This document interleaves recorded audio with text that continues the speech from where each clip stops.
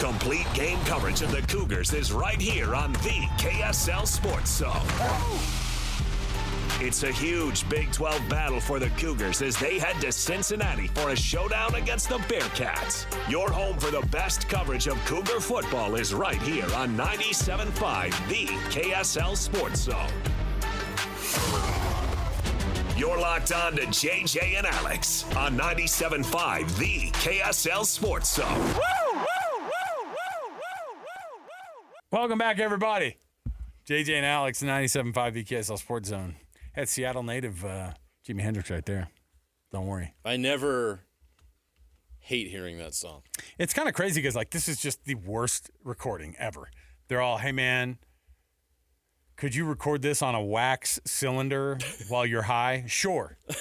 That's how they got people to record their stuff for Still managed to do a masterpiece, even though the at mastering's not exactly right. And tight. at some point, when these guys died at such a young age, you're like, well, we have this. And they're like, it'll have to do because they're dead now. And then it's important, right? So there you go. Welcome back to the program, JJ and Alex, 97.5, the KSL Sports Zone. Happy Wednesday to you. Let me see here. We got lots to get to. We have tons to talk about. Still trying to figure out what this college football playoff ranking stuff is going to mean long term. I am hopeful for the two local teams here to have a little bit more of an opening of a shot, based off of the fact that college football is going to get a little bit more chaotic over the next couple of weeks. Maybe not necessarily this week. However, we are going to be watching very, very closely what all these teams that are ranked in front of BYU and Utah, who, by the way, are listed as the first teams out. That's always hard to see, right? And they're right next to each other. But you know what that means? If there is carnage, you should get bumped up. Yeah, why not? Except for we know how this committee works, or at least we feel like we know how this committee works. Yeah. Let's start off our hour as we always do with the cut. We'll jump in right here. Scott Springer covers the Cincinnati Bearcats football team for the Cincinnati Enquirer. That's where we're going to start things off right now. Let's do it. It's time for the biggest story of the day. This is what made the cut with JJ and Alex on 97.5, the KSL Sports Zone. Trajan Wealth brings you this portion of the program. TRAJAN, wealth.com for all your trusted local needs in retirement. Scott Springer, he covers Cincinnati for the Cincinnati Enquirer. Scott, we were on with us a few weeks ago when Utah was hosting Cincinnati. And since then, the Bearcats, was it that game by itself that kind of sent the whole thing into a little bit of a downward spiral? Because we've seen the worst version of Cincinnati over the past couple of weeks. November's not been very kind, so they need to right the ship here. If you look at what Brendan Sorsby had done, August 28th, they played Nebraska, throws an interception in that game, and Cincinnati had a crucial fumble. And then Sorsby goes September, October, no turnovers. And then comes to Utah, and a couple fumbles and the first pick since August 28th. And then that game gets out of hand. And then last week against Arizona, 2 picks in one game, actually. And the first possession, the very first play of the game, a pick 6. So there's not a more nauseating start to a game than that. But, they came back and made it a game, but just for whatever reason, the pass game has not worked so well here lately. And I don't have the solution to it. I just write about it. But, they suddenly are turning the ball over, and that's not good for winning. Despite the results of the last 2 weeks, this Cincinnati team is still in the mix for a spot in the Big 12 championship game and an opportunity, if they beat BYU, to improve their chances of doing that. Is there still some optimism with that group this week? What's been the mood around this team as you've talked to some of the players and coaches? I think they're realistic about it. I mean, I think they want to win. First and foremost, it's senior night for them, and they have their first night game of the season, and the kids all like the night games, much like Utah liked their night game against the Bearcats. I think they just want to go out and get, win number 8 and then see if they can get win number 9. As far as their chances, my math is not that good. I have a son that's an actuary that actually lives not too far from you, and I might consult him. But it's not looking good, I don't think. I mean, because if it gets to a head-to-head situation and what Utah did to them, but I think if you're a Bearcat fan, BYU's had their number. They've never beaten them, so that should be some motivation right there. And just the fact that you want to go out on a winning note. And November's been kind of lousy so far, so here's your opportunity. You get the Fox Big Noon kickoff show coming. I don't know what the kids are going to do for 8 hours in between time, but same with Utah. I think those kids found something to do, so they were back and rowdy there in the Muss. So it'd be a long day if you're a student. Smart old guy like me might just wait it out and wait for the game. Scott, one thing that we've watched with this Big 12 is that it just seems week after week with the College Football Playoff Committee, it's battling against bigger brands and people trying to tell you why one loss is better than two. And do you think that this just isn't built for anybody except for the Big Ten and the SEC, that you have to be kind of 30% better than what is required of some of these other conferences? Because that's what it feels like sometimes. It just feels crazy to me that a really, really, really good Texas Tech team and a second Big 12 team not getting in, it seems like a second team getting in would be something that would almost be automatic in a year like this when they're so dang good. It's certainly compared to the two ACC teams who got in last year were at the very least. Yeah. No, I mean, it looks like a lot of politics, so there's nothing new there. I don't get it myself. If you've seen BYU play, if you've seen Texas Tech play, if you've seen Utah play, to me, those are the clear top three. Arizona, Arizona State, maybe Cincinnati are in that next, area. But, they certainly deserve it. Texas Tech has just ran all over people. Utah, everyone is like Utah that I've seen so far. And BYU, what's there not to like about Kalani Sitake? It's like he might beat you, but he's the nicest guy in the world. So I don't know. I mean, I've met him at some of the media days. I've talked to Dante Corleone, who has met him and struck up a conversation with him. And Sitake even mentioned it in his press conference this week, how much he liked Dante. They're a similar size. I mean, Dante might have him a little bit in the poundage area, but I'm sure Kalani can knock a few people over back in the day. Absolutely could. Before we focus a lot on BYU, you did have a chance to see Cincinnati against Utah. What were your thoughts on the Utes? And obviously the committee likes them quite a bit, but not enough to have them in that top 10. What stood out to you about Utah in that game you watched? Well, that is certainly not an easy place to play, and everyone talks about the Muss, but to me, it was the stadium was full. Everybody in Salt Lake City was there that day, or most everybody that wears red, I guess. I know there's some sort of a rivalry there going on, so I hear. Yeah. But yeah, if I were a burglar, that might have been the area to strike that night around the stadium because everybody was in there. It was crazy, and Cincinnati didn't do themselves any favors, and it looked like they were going to have a game, but a couple of turnovers and it gets out of hand. The two running quarterbacks are outstanding. Their defense is very, very good. I haven't seen Texas Tech in person this year. Saw them last year when Cincinnati played them down there, and that was a tight 44-41 game. And it looks like they've only gotten better. And BYU's, you got one loss, and that was to a pretty decent team. So I don't know. Cincinnati, I to be quite honest with you, I had them at 7 wins for the season, and then they got there early, and then you're thinking, well, we'll see what happens. But the last two games, they've not represented like a team should that wants to be in this thing. Now, can they right the ship? They can. The talent is there. And they do get a couple of guys back this week. Evan Pryor, who's missed 2 games, one of their better running backs. Tawi Walker's the guy that ran against Utah and is a pretty good runner, but Pryor's kind of a change of pace guy. And then Caleb Goody's the guy that stretches the field that they haven't been able to use because he's been out. So would those two guys have made a difference? I don't know. I think a really disappointing loss is that Arizona loss, the last one, because that was just a game that you really needed to win. You really needed to win out to give yourself a chance. but you didn't do it. And, Noah Fafita's a really good quarterback. And like you said, you can't take anyone for granted in this league. You will lose. Everyone, even someone that you might think is off, could have a game against you, and there you go. So it's a lot better league than people think. And I agree that, if you want to just fill this thing full of SEC and Big Ten teams, and they're all good, I get it, but they're not taking a very good look at the Big 12, I don't think.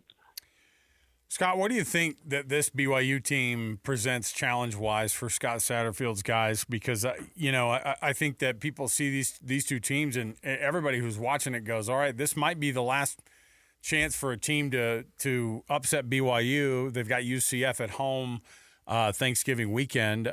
But I think that obviously Cincinnati presents a problem because they are a physical team.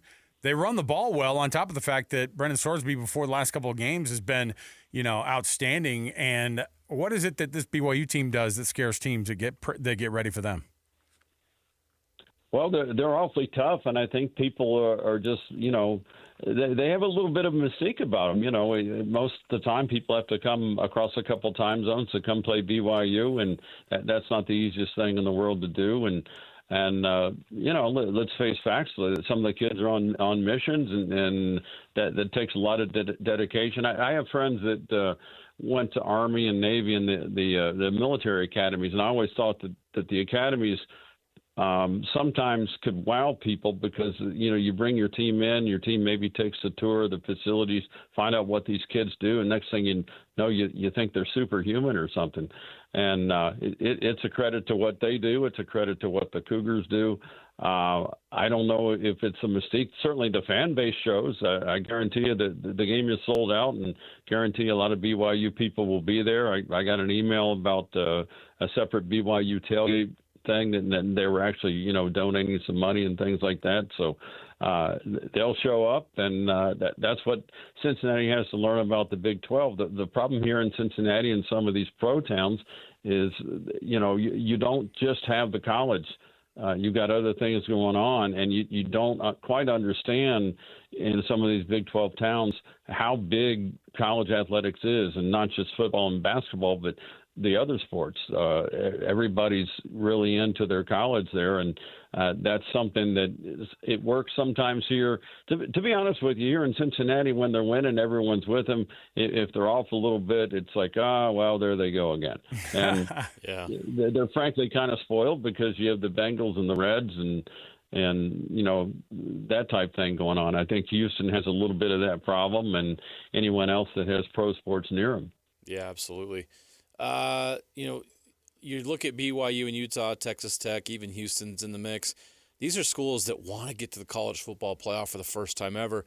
Cincinnati's been there before, and even in the 4-team playoff.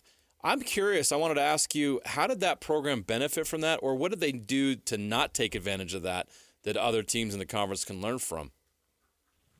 Well, they benefited because they got, on the national radar, and I think that helped get them into the Big 12 because they were lobbying to get into the Big 12 before they were in the American. Now, what I'll say about those teams, and they had great players, don't get me wrong. I mean, Sauce Gardner is very good, and a lot of pros that were on those teams. Ritter was the quarterback, good college quarterback. He's struggling a bit in the pros, but, good players. I don't know if they had played a Big 12 schedule, if they would have been in that same situation because they did have ESPN Game Day come out that year, but then they had to play Tulsa, and Tulsa had a chance to beat them. And that would have been highly disappointing to have an undefeated season, then you're knocked off by Tulsa. So the competition wasn't quite the same. When they got to the game, the Cotton Bowl, they were outmanned by Alabama. They were just not physically quite the same. And that's what they've tried to do with these Big 12 teams here recently at Cincinnati is they need bigger – they needed to look the part. They needed to have the bigger guys, the faster guys and all that. So the fact that Luke Fickell got them to where they did, pretty amazing really. And I think it helped, get the type of guys that they're looking for. They have a brand new performance facility, indoor facility that they didn't have. That's just state of the art and really awesome. And it's certainly a recruiting tool to bring kids in and let them look at that and see what all they can do. And Weather's not been so good here last couple of days, so they practiced there. So it brought some money and some attention, but then you have to capitalize on it. And the problem is in this world with coaches, when they jump ship, sometimes you have to start over. Yeah. And you might have noticed fans are not very patient. I mean, there is no 5-year plan. It's a 2-year at best. And some of these schools, it's like if they find they're not making the CFP, they're firing the coach, or the coach is leaving, or it's a mess. If I had the answer to it, I'd take care of it. But I'm just sitting here in my office talking to you guys. Scott, the other thing I wanted to know is with Coach Scott Satterfield, that's a guy who at the beginning of the year we were all looking at and going, okay, Cincinnati's got to do something here. And it's felt like that he hasn't just done something here. He's taken a massive step for this program. Does it feel like something that's that people kind of got away from that idea of, is Scott Satterfield supposed to be here long term? I know that the program has really believed in him, and for it to go the direction that it did is really good for him. But what's the long term viability of Scott Satterfield staying there in Cincinnati, and how well is the fan base kind of receiving him now that he's having this type of a season? Well, what I wonder about when people say, oh, they ought to fire this guy, because everyone is so willing to fire somebody. Yeah. It's like, well, who are you going to hire? Yeah, it's a great question. It's going to take some money, and you've got these massive buyouts. And in a year like this, everybody's losing their jobs, and then there's a bunch of openings, and then you go, well, do I want to pick up a coach when we might be the seventh choice for a person that's out there that's a really good coach? Yeah, I mean, the thought that, everyone has the so-called list in their desk of who they want next. Well, most of those names are about the same. Everyone has the same names. The same guys are in contention. And so who are you going to get that's going to be that much better? And you got to look at your organization. I think you see Cincinnati has a good personnel department, good general manager, a guy that's, gotten a lot of guys in here. Personnel-wise, they've got 8 guys on staff, or 8 people on staff, and that's about what the Bengals have, if that. So, the college game's gotten a lot different. The organization part of it that they have built, sometimes, and it's tough to do, I get it, but sometimes I think you just need to maybe be a little bit patient and let the plan work on out. And, I had them at 7 wins, and I thought, well, if you get 7 wins in a bowl, people really ought to be satisfied. But what happens is you get to 7-1, and then they see you're in contention for more, and then you drop a game, and then, they ought to get rid of him again. And, same deal. So they're not easy jobs. These folks are paid handsomely, so I don't want to feel too sorry for them. But I don't know that firing is always the best answer, because what, are you going to get another guy that wants to come in here and use your stepping stone and hang a couple seasons? They've gone that route before. So this is his 3rd year. Luke Fickell was 4.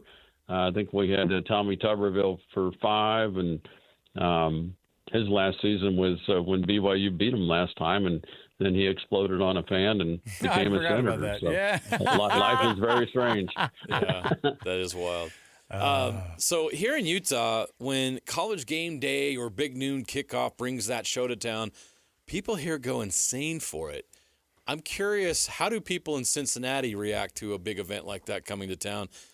Are people going to go crazy? Are the students going to go crazy for game day on Saturday? I think the students will, because that's what they do. What else is there to do? Come on, man. Yeah. It's across from the frat houses, so I think they'll bribe them with donuts or whatever and have them there early and all that. But I know the first game day was pretty crazy because it had never come here, and you never really thought that it would, and so that was kind of a unique thing. I did do some interviews out at Utah before game day that morning. Went out and talked to Herb Street and Reese Davis and Stanford Steve, and so I did that part. I did not get up and go in the morning. I think I did a radio interview with the national people, but it's just I'm not a big crowd guy. If you could hit me over the head with a hammer, I would take that over the game day crowd probably. But given a choice. But kids kids and people love that type thing. So I would think they'd have a decent crowd. Big Noon Kickoff was here also in 2023, and that's when Cincinnati played their first Big 12 game, and that was against Oklahoma, who at the time was still in the Big 12. And that was actually a decent game. So Urban Meyer's been here before, and those guys. Urban Meyer's actually a Cincinnati grad. A lot of people don't know that before he went on to fame and fortune everywhere else. And Brady Quinn and Matt Leinart and the guys, and Chris the Bear Felica. You know, I guess he'll be there. We'll talk to him or whoever. But it's a big show, and if you're a kid, you know, yeah, that's why I've never understood too where people bellyache about the result of games. It's like, yeah, you want to win every game, but in the end, okay, you had a Saturday, you could have sat at home in your basement, and you went out and went to a football game and had some fun and hung with your friends, and you know, was it really that bad? Right. Well, it's there's some perspective for you, Scott Springer. And that's why we love college football. Listen, Scott's been on a couple of the last 2 times out of last month here, Scott. So we appreciate you doing some extra work to hang out with us.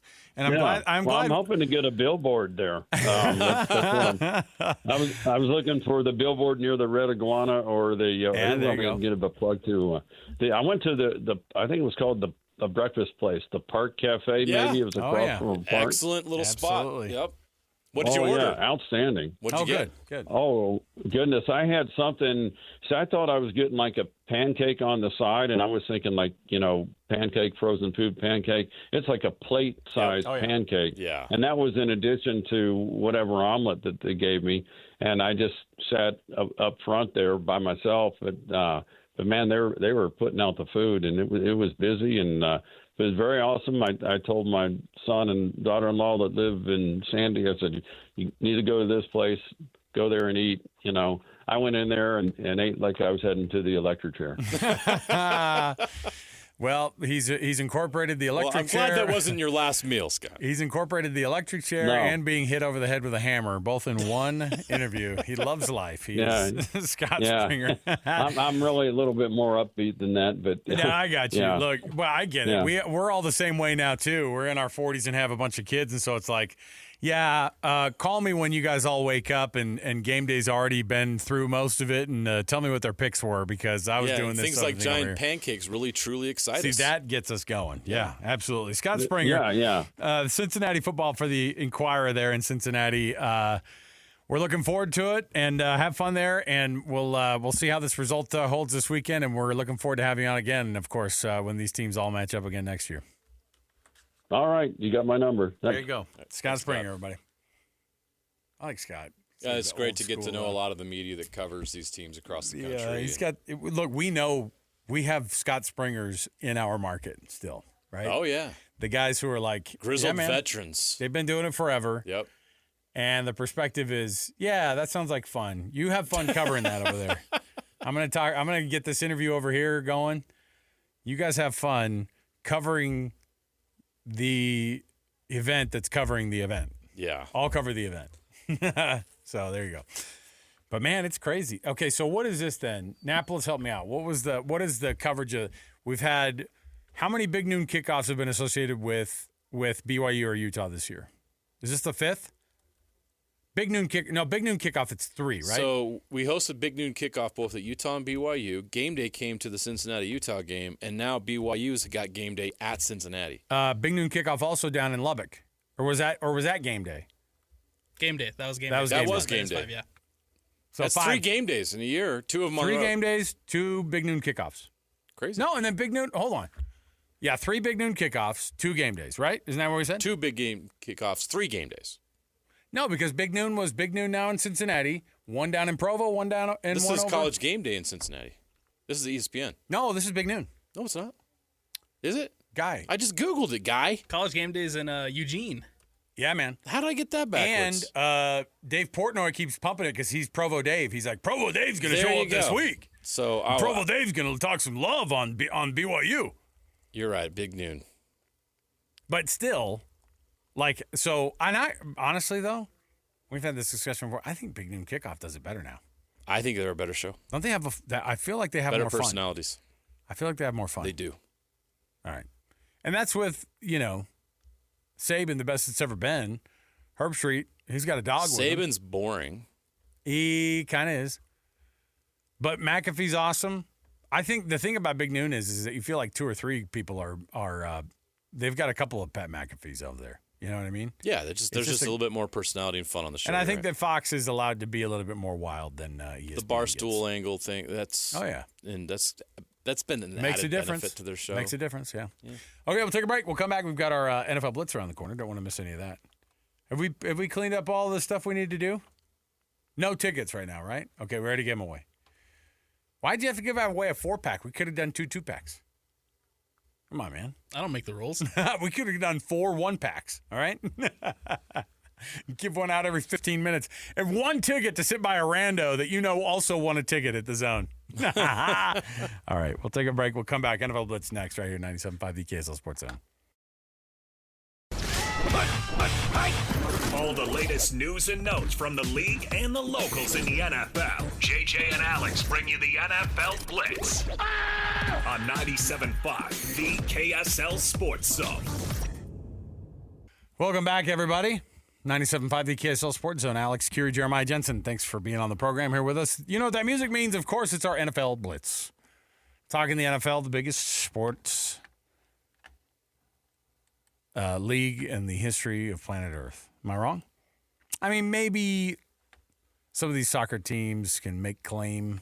Some of these soccer leagues across the world can make claim that it's a big deal. But not like here in the United States of America, where the NFL rules, man.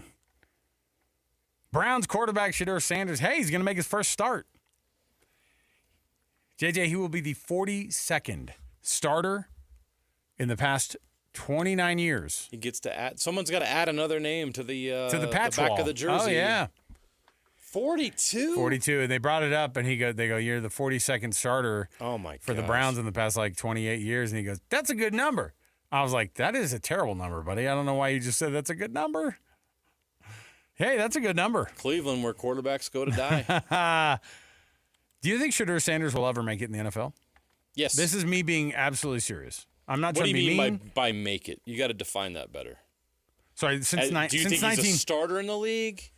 Is he on a roster? Well, part of the thing, for that's a the thing decade? is that's how I was going to ask. Like, I honestly think that there's a version of Shedeur Sanders' career where he is never again going to be on a roster in the NFL after his stint in Cleveland.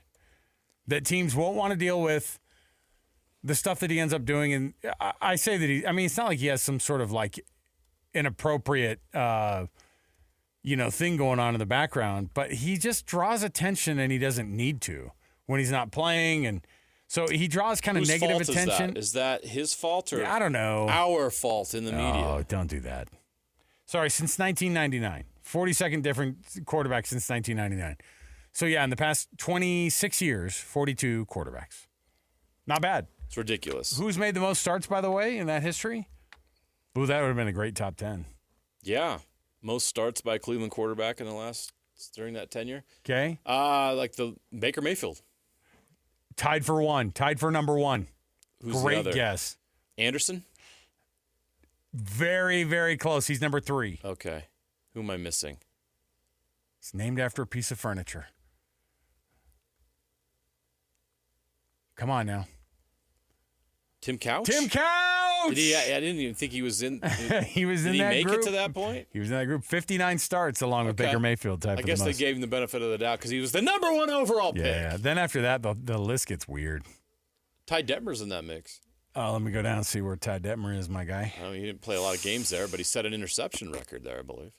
Ty Detmer 2 starts. Just 2? Yeah, I thought there would be more myself. One of those, the game where he threw 7? Another franchise. 7 picks? No, it was 7 picks at Cleveland. Colt McCoy's 4, Brandon Weeden 5. This is a terrible list. Charlie Fry 6. Oh my God. Deshaun Watson 7. Brian Hoyer 8. Isn't that crazy? They signed Deshaun Watson to all that money, and Deshaun's not even in the top 5. Speaking of Deshaun Kaiser, the wrong Deshaun. And then Kelly Holcomb is in the top 10. Kelly Holcomb is in the top 10 with Brady Quinn. That's your top 10. That is such a bad list. I know. Dilfer is outside of the top 10. Dilfer was in Cleveland. I didn't know that. Who's the most shocking? Oh, I had no idea he played for the Browns quarterback on that list. Who's it? I will say Doug Peterson's on this list too because he was there long enough ago that. That's crazy. Other ones that were I couldn't believe he was there. Who had a cup of coffee there that blow you away? Ken Dorsey had a handful of. Okay, I know Jameis Winston's on that list. Jameis Winston is on the list. Most recently, actually. Yeah, Nick Mullins. The one start club is Bailey Zappi, Kevin Hogan, Spurgon Wynn. Spurgon Wynn. Spurgon Wynn's a name we haven't mentioned on these airways maybe ever. Jeff Driscoll, Thad Lewis, Nick Mullins, Connor Shaw, and Bruce Gradkowski. So there you go. Those Bruce are your Gradkowski. I know those are your ones. The ones with one next to them. That's so there you go. crazy. That's a pretty crap list right there. It's bad. That's a crap list. Okay. Whew. Next up on the old NFL Blitz here. The Saints have waived Brandon Cooks. Is he going to find a way back onto a roster again somewhere else? That's a blessing for him. I think he's probably going to find a playoff number team. 3 or number 4 receiver spot on a playoff team. Yeah, absolutely. Michael Penix Jr., it is confirmed he's going to be out for the season. ACL tweak on the knee there. Oh, tweak, huh? Yeah. Not a tear, but just a tweak.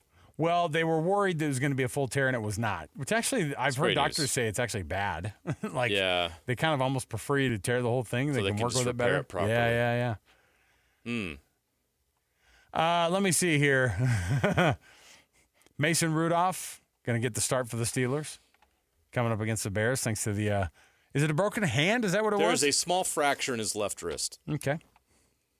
Not the throwing Correct. wrist, by the way. So come on, man. Should heal quickly. What are you, LeBron James, taking some time off when you shouldn't be? Let's go. All right. Just need Aaron Rodgers for the playoffs. Got best and worst coming up next. We'll take that break right here. The music at the end there just cued us to get out to the break here. So we'll do that. We'll come back. Best and worst next, right here at 97.5 the KSL Sports Zone. Wrapping up the hour with our picks for the best and worst moments on today's show. As JJ and Alex want to hear your best and worst of the day.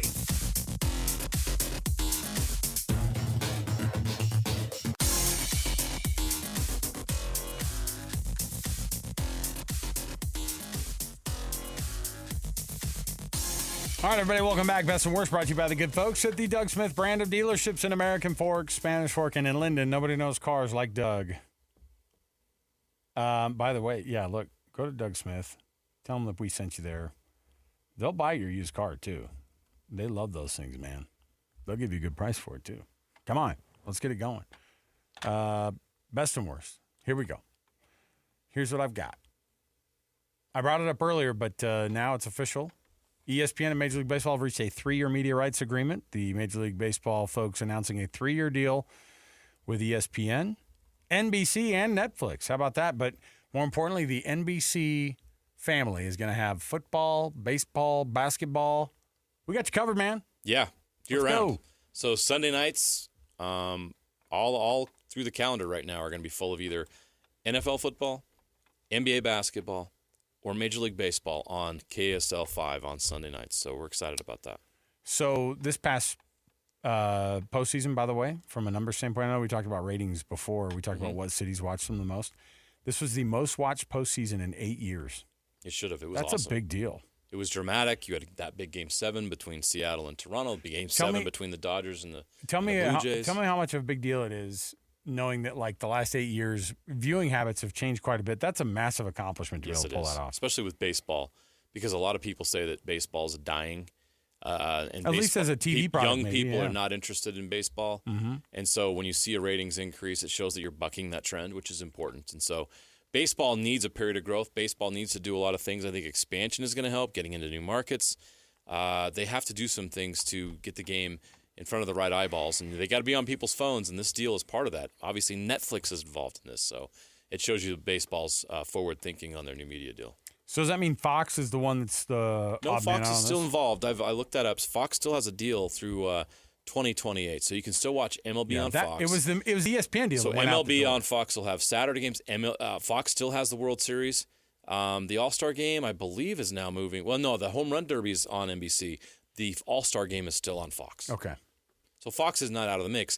They're just, this is what ESPN's going to have. Remember, ESPN was going to drop MLB entirely. Right. So they saved some of that. But now NBC has jumped into the mix, as well as Netflix is going to develop more baseball, MLB-related content. Yeah. So just to give you some perspective, too, like I grew up, the Sunday Night Baseball on ESPN has been going since 1990. Now that's going to be on NBC. And it's going to be on NBC now. So there you go. Okay. And then the worst of the day. Ready for this? Passing away at the age of 75, the Padres' very first Cy Young winner, Randy Jones, passed away at 75. So there you go. We had the baseball news. Let me get you this baseball news. The Padres announcing on Wednesday that Jones died.